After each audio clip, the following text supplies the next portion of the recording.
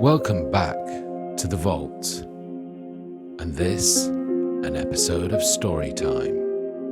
The vault doors are about to open and take us on another adventure taken from our archives. Please support our channel, The Vault, by giving us a subscribe and a like and hit that notification bell. Coming up, we have a special 3-part series of story times entitled The Unexplained Stories. This next story is part 2 in the series of 3. In the last story time, we went back to 1937. For this story time, we need to go all the way back to 1690. Or thereabouts. This is the unexplained story of Count Saint-Germain.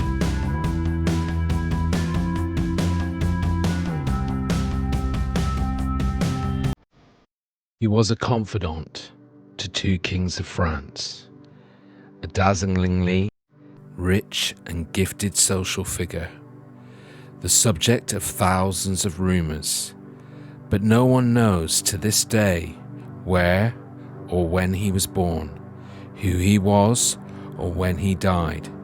A few believe that he still lives today. It has been supposed that Saint-Germain was the natural son of the widow of Charles II of Spain, although theosophists have made a good case for his being the son of Francis Rákóczi II, the Prince of Transylvania. Either genealogy would place the year of his birth at about 1690. The musician Jean-Philippe Rameau was certain, however, that he had met the Count in 1710 under the name of the Marquis de Montferrat, and stated that he appeared to be in his 40s at the time.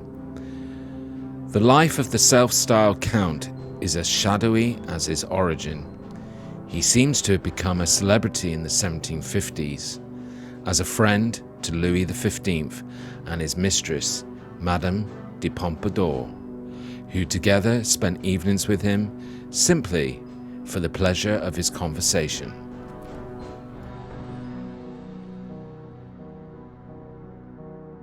Not only was he remarkably knowledgeable, but he had other attributes: artistry as a violinist and a pianist, talent as a painter, skill in alchemy and chemistry, and an affinity to manipulate precious stones. He was known to carry jewels sewn into his clothing and was said to have presented a cross ornamented with gems to a woman he scarcely knew, because she had idly admired it. The Count claimed that he had learnt how to turn several small diamonds into one large one, and that he could make pearls grow to a spectacular size. It was widely suspected that he also knew the secret for making gold out of base metal. Whether he was a genius or a charlatan, Saint-Germain had a talent to make himself noticed and the subject of gossip. But in Versailles and Paris, he was embraced as a confidential advisor of Louis XV. The position earned him envy and enmity of the king's ministers, who denounced him as an adventurer with a smooth line of talk. Matters came to a head in 1760 when the Count, at the behest of the king, involved himself in foreign affairs, going behind the back of the ministry. Threatened with arrest, he was obliged to flee to England, where he stayed for a while, possibly for the period of 2 years. From England, Count Saint-Germain apparently went to Russia, where it is claimed he took part in a conspiracy that put Catherine the Great upon the throne in 1762. After that, nothing much is known of the Count until 1774, when Louis XVI and Marie Antoinette came to the throne. Saint-Germain now returned to France. It is said that he warned the royal couple of the revolution, then 15 years in the future, saying, "There will be a bloodthirsty republic whose scepter will be the executioner's knife." On the other hand, he consorted with many whose dabbling in the occult was actually a cover for revolutionary activities, and his real political leanings, if he had any, are still debated. Secret societies were the fashion in pre-revolutionary France, and some of them recognized Saint-Germain as an adept, one who knew the ancient wisdoms hinted at in the writings of the Freemasons, the Rosicrucians, and the Knights Templars. And it was no wonder, when relating events of centuries past, the Count would deliberately lead credulous listeners to believe that he had been present. "These fools of Parisians believe that I am 500 years old," he once remarked to a friend. "I confirm them in this idea because I see that it gives them much pleasure. Not that I am indefinitely older than I appear." He often attributed his youthful appearance in part to his abstaining from eating, something the gossips caught hold of. Count Saint-Germain was a frequent guest at the best balls, parties, and banquets of the time, but oddly, he never enjoyed the bountiful feasts. During meals, he entertained his fellow guests as they dined, but he abstained from eating the meal himself. This peculiarity was another thing that made people gossip about Count Saint-Germain. Later, he lived in Germany as a prodigy of Prince Charles of Hesse-Kassel. Close friends, they worked together at alchemy.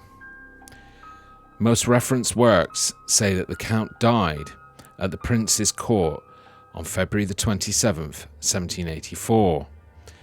According to Maurice Magri, author of Magicians, Seers and Mystics in 1932, Prince Charles was uncommunicative about his friend's death and turned the conversation if anyone spoke of him.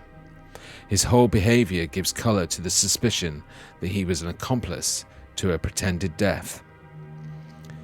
Many continued to insist that the Count was very much alive. Documents of the Freemasons indicate that he represented French Masons at a meeting in 1785. Madame de Genlis claimed to have seen him in Vienna in 1821. Several travellers in the 1800s were sure that they saw him in the Far East and other parts of the world. Theosophist Anne Besant said that she met the Count in 1896, incarnated as a master or spiritual leader.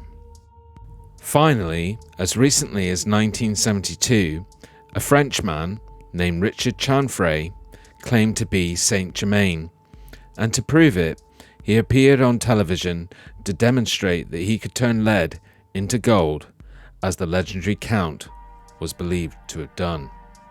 The story of Count Saint-Germain remains a mystery, with many unanswered questions. Some believe he was an immortal, possibly even a vampire. Some claim that he might have been a time traveller and still travels through time now. Many also believe that he was just an expert at alchemy and discovered an elixir for long life. Or was he just a man with a silver tongue who was able to make his way into some of the most influential social circles? Whatever the answer, the story of Count Saint-Germain will forever remain unexplained. We hope you've enjoyed this episode of Storytime. Please comment, What do you think is the story behind Count Saint-Germain? Let us just take this opportunity to thank you for watching, and please join us next time here on Storytime for the third and final part of our Unexplained Stories. Good night.